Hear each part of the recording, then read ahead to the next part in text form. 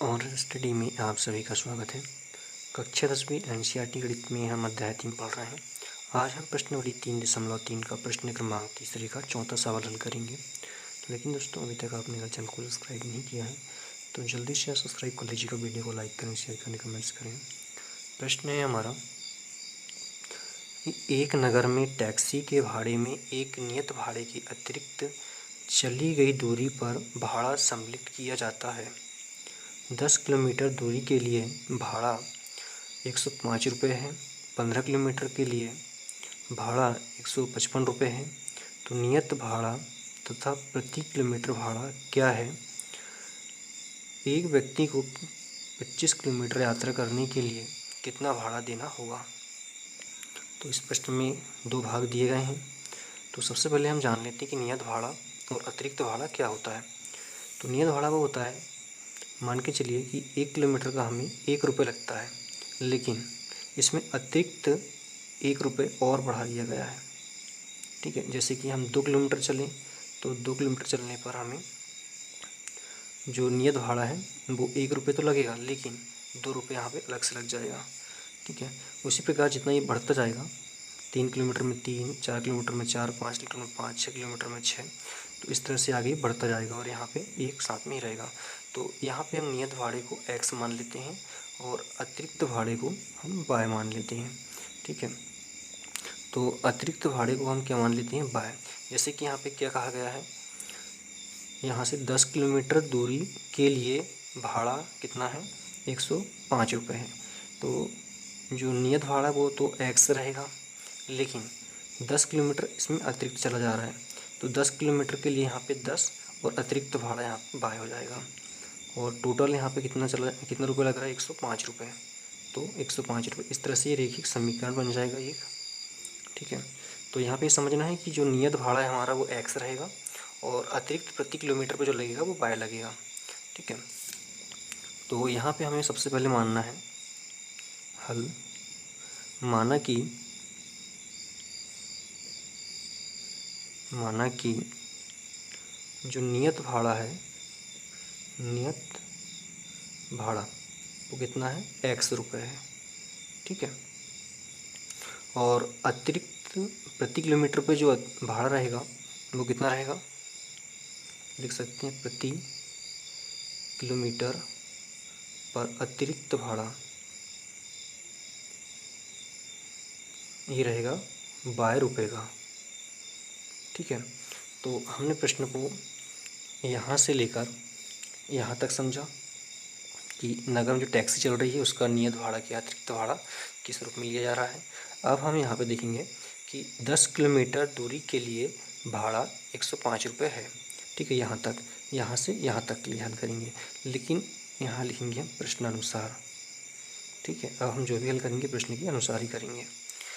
तो यहाँ पे चली जा रही दूरी कितनी? 10 किलोमीटर की, तो जो नियत भाड़ा है वो x रहेगा। ठीक है, अब इसमें जुड़ जाएगा कितना? अतिरिक्त भाड़ा, मतलब यहाँ पे 10 किलोमीटर चला जा रहा है तो यहाँ पे 10 बाय जुड़ गया, और टोटल खर्च कितना आ रहा है 10 किलोमीटर चलने पर? 105 रुपये का आ रहा है। ठीक है, ये हो गया 105 रुपये। तो ये हमें एक रेखिक समीकरण मिल चुका है, बहुत सिंपल, इसमें कन्फ्यूजन होने की बिल्कुल ज़रूरत नहीं है। क्योंकि देखिए 10 किलोमीटर जो है वो दूरी चली जा रही है, तो 10 किलोमीटर की दूरी जब चली जा रही है तो वहाँ पे 10 बाय मतलब अतिरिक्त किराया 10 रुपये का हो गया। ठीक है, और पहले x रुपये तो लग ही रहा था क्योंकि ये नियत भाड़ा है, और अतिरिक्त कितना लग गया यहाँ पे? 10 बाय का लग गया, और टोटल कितना लगा इसको? 105 रुपये का। तो इस तरह से हमने समीकरण 1 बना लिया। अब यहाँ से लेकर यहाँ तक इसको हल करते हैं। तो तथा 15 किलोमीटर के लिए भाड़ा 155 रुपये है। अब कितना किलोमीटर चले जा रहा है? 15 किलोमीटर, तो नियत भाड़ा कितना रहेगा? x रुपये का रहेगा। अब 15 के लिए 15 बाय रुपये लगेगा यहाँ पे, और टोटल खर्चा जाता है 155 रुपये का। दिन कितने रुपये पड़ रहा है इसको? 155। तो इस तरह से दो समीकरण हमको प्राप्त हो चुके हैं। ठीक है, अब इसको हल करने के बाद में हम आगे का यहाँ से हल करेंगे। ठीक है, यहाँ से लेकर यहाँ तक का। तो यहाँ पे नियत भाड़ा तथा प्रति किलोमीटर भाड़ा क्या होगा पूछा, तो नियत भाड़ा हमने x मान लिया था और प्रति किलोमीटर जो अतिरिक्त भाड़ा का y मान लिया था। तो x और y के मान यहाँ से हम निकालेंगे। तो इसे हम प्रतिस्थापन विधि से हल करना है, इसलिए लिखेंगे यहाँ पे समीकरण 1 से। तो समीकरण कितना है हमारा? x धन 10 y बराबर 105। तो यहाँ से हमें x का मान लेना है। तो x बराबर 10 का इधर हम पक्षांतर कर देंगे तो 105 ये धन का है तो जाके ऋण का हो जाएगा। अब इससे हम समीकरण नंबर 3 कर लेंगे। चूँकि प्रतिस्थापन विधि से हल करना है इसलिए लिखेंगे यहाँ पे समीकरण नंबर 3 को समीकरण 2 में प्रतिस्थापित करने पर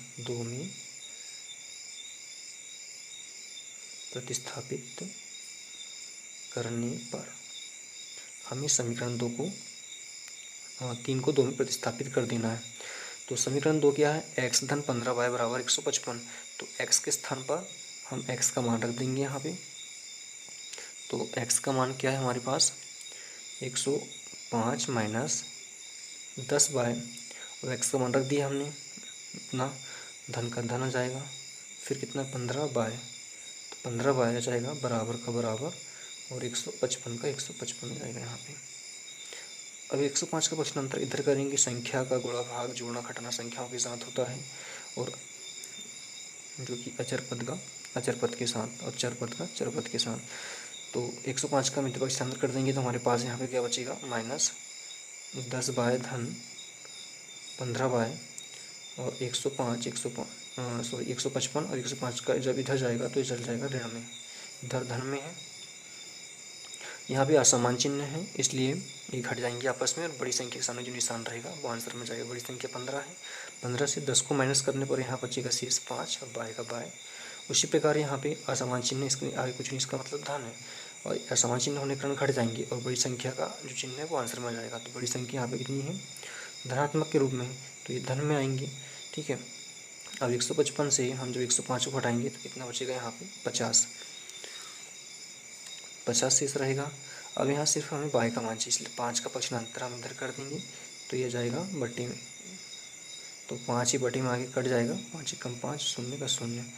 तो बाय का मान कितना मिला, 10 मिला हमें। बाय का मान कितना मिला, 10 मिला। चूँकि हमें यहाँ पे x का मान भी चाहिए इसलिए बाय का जो है मान हम समीकरण 3 में प्रतिस्थापित कर देंगे। बाय का मान समीकरण 3 में प्रतिस्थापित करने पर, ठीक है, समीकरण 3 में प्रतिस्थापित कर देते हैं। समीकरण 3 क्या है हमारे पास में, x बराबर 105 माइनस 10y, तो यहाँ पे जाएगा x बराबर 105 माइनस 10 गुणा y के स्थान पर 10 आ जाएगा। ठीक है, तो x बराबर 105 माइनस 10 दाम के 100, जब घटाएंगे तो कितना बचा यहाँ से, 5 बचा। तो x बराबर कितना मिला, 5 मिला।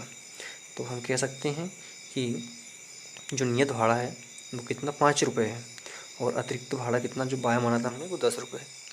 ठीक है, तो नियत भाड़ा कितना हो जाएगा हमारे पास में 5 रुपये प्रति किलोमीटर के हिसाब से हो जाएगा।